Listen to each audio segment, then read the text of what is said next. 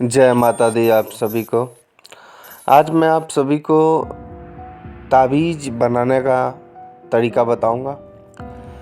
ताबीज़ आप सब लोग जानते होंगे, ताबीज़ या रक्षा कवच या रक्षा सूत्र बहुत अलग अलग नामों से जानते हैं। कोई रक्षा गंडा और भी बहुत चीज़ों से लोग इसे जानते हैं। तो आज हम आपको बजरंगबली का एक दिव्य रक्षा कवच बनाने का तरीका बताएंगे। अगर आपने इसे सही विधि से, सही तरीके से, जो मैं विधि बताऊंगा आपको, अगर आप कर लेंगे तो ये ताबीज़, ये रक्षा कवच इतना प्रभावशाली होता है कि कोई भूत प्रेत, कोई भी तंत्र शरीर में टच भी नहीं कर पाती।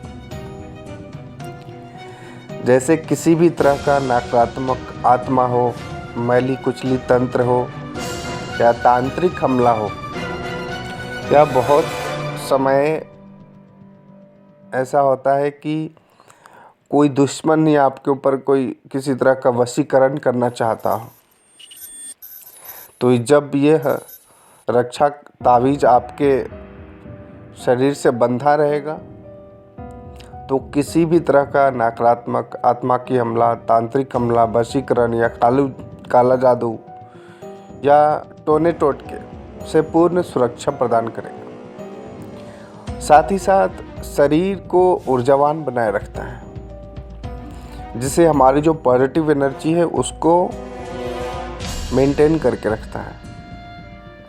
यदि कोई बुरी आत्मा या प्रेत हमला करने की कोशिश भी करता है तो जब यह रक्षा ताबीज़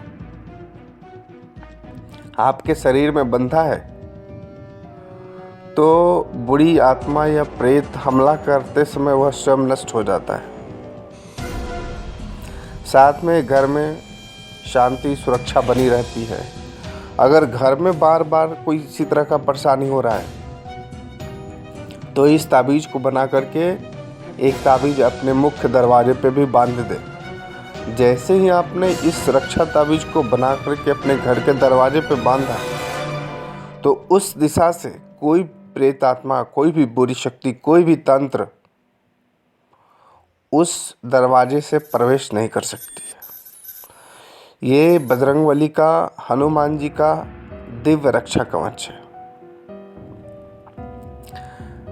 ऐसा भी कोई व्यक्ति हो आपके घर में जो रात में डरावनी स्वप्न देखते हो या किसी अदृश्य शक्ति को महसूस करता हो, ये बार बार बोलता हो कि ऐसा लगता है कि यहाँ कोई है, कोई आया, किसी को मैंने देखा, कहीं से कोई आवाज़ आ रही है,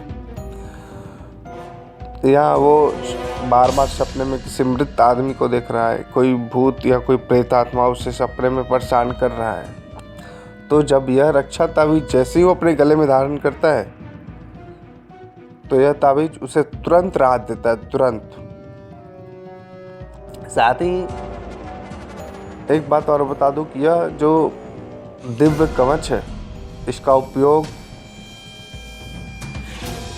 सिर्फ तंत्र से ही बचने के लिए नहीं, नज़र दोष से भी बचने के लिए पर्याप्त है।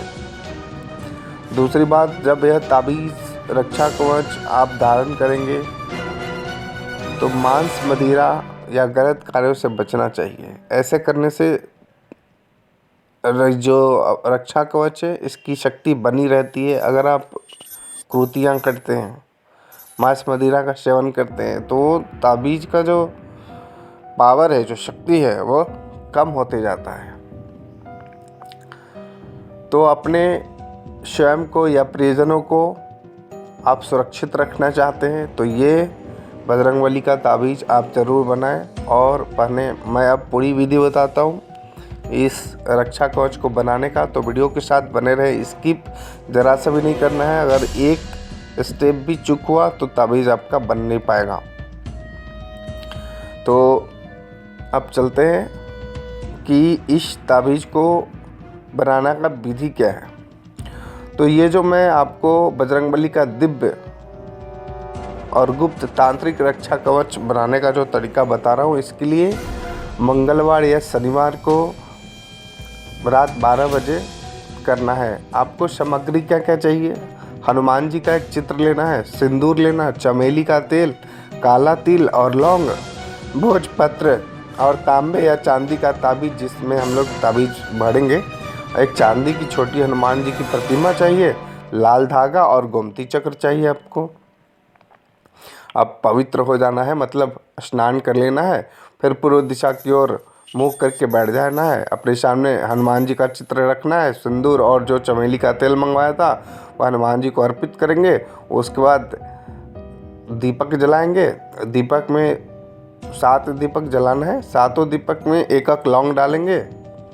अब जो भोजपत्र एक मैंने मंगवाया है, उस भोजपत्र पर एक मंत्र लिखना है, जो मैं मंत्र बता रहा हूँ, आप इसे ध्यान से सुनो। ओम हन हनुमते नमः कील कील हूँ फट स्वाहा। मंत्र एक बार फिर से आप सुनो। ओम हन हनुमते कील कील हूँ फट स्वाहा। इस मंत्र को उस भोज लिख देना है और फिर इस मंत्र का 251 बार जाप करना है। फिर हनुमान जी को नमन करना है।